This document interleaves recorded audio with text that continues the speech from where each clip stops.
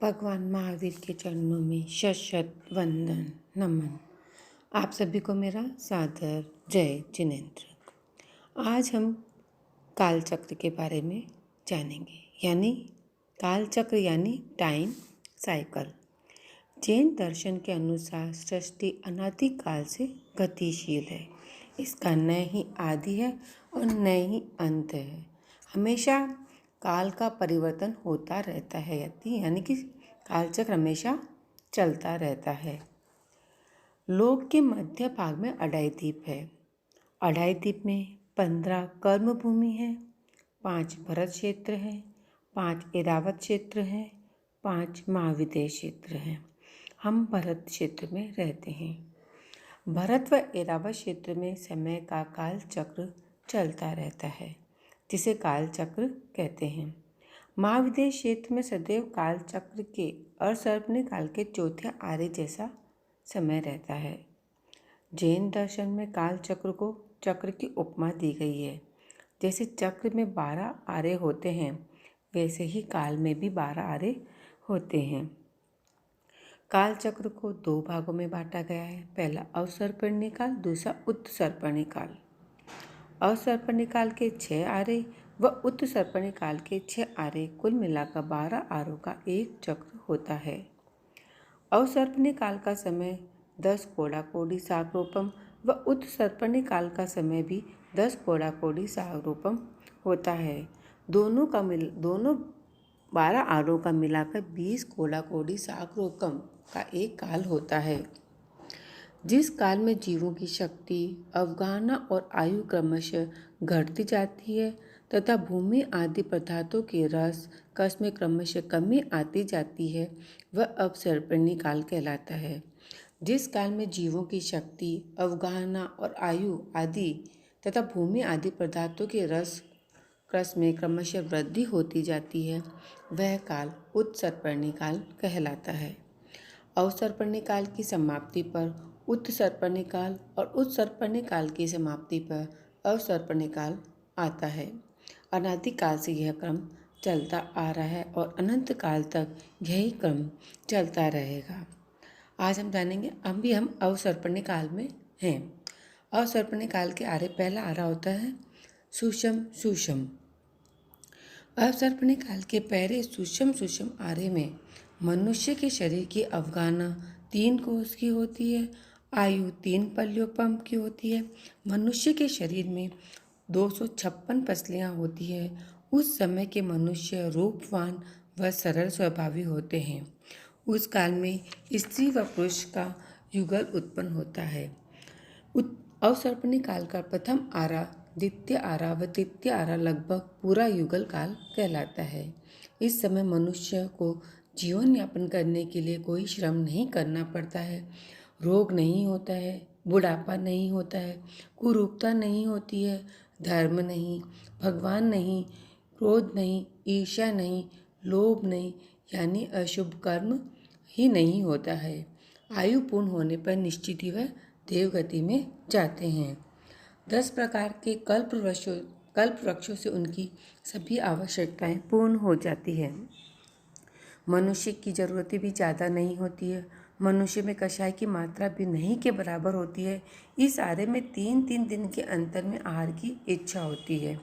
युगलिक मनुष्य पहले आरे में तुअर की दाल के बराबर आहार, तुअर के दाल के दाने के बराबर आहार, दूसरे आरे में बेर के बराबर, तीसरे आरे में आंवले के बराबर आहार करते हैं। उस समय की मिट्टी का स्वाद मिश्री के समान होता है। पहले आरे के युगलिक स्त्री व पुरुष की आयु 6 महीना शेष होती है तो युगलिनी पुत्र व पुत्री का जोड़ा जन्म देती है, तब मतलब प्रसव करती है। केवल 49 दिन तक उनका पालन पोषण करना पड़ता है। इतने दिनों में वे समझदार व स्वावलंबी हो जाते हैं। उनके माता पिता में से एक को छींक व एक को जम्भई आती है और वो मृत्यु को प्राप्त हो जाते हैं। मृत्यु के बाद वे देवगति प्राप्त करते हैं। यह आरा 4 कोड़ा कोड़ी सागरोपम का होता है। दूसरा आता है सुषमा।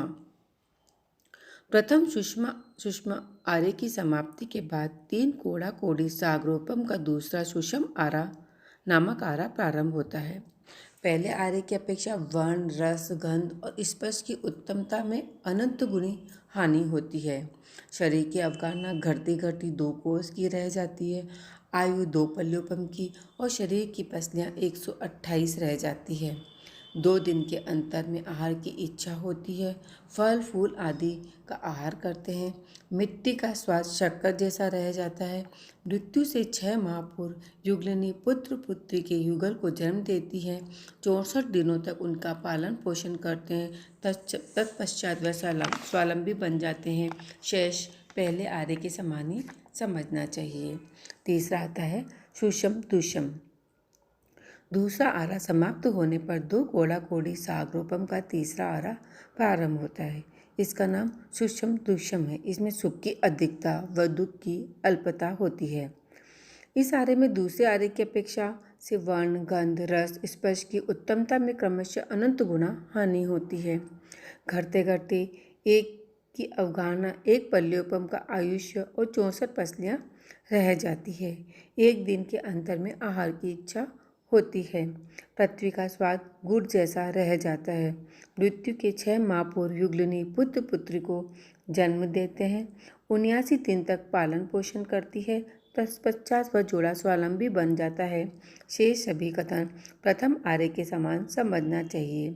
तीसरे आर्य के 3 विभागों में से 2 विभागों में उक्त रचना रहती है। तीसरे आर्य के 66 लाख करोड़ 66,000 करोड़ 600 करोड़ 66 करोड़ 66 लाख 66,166 सागरोपम शेष रहने पर काल स्वभाव में कल्प वृक्षों से पूरी वस्तुएं प्राप्त नहीं होती।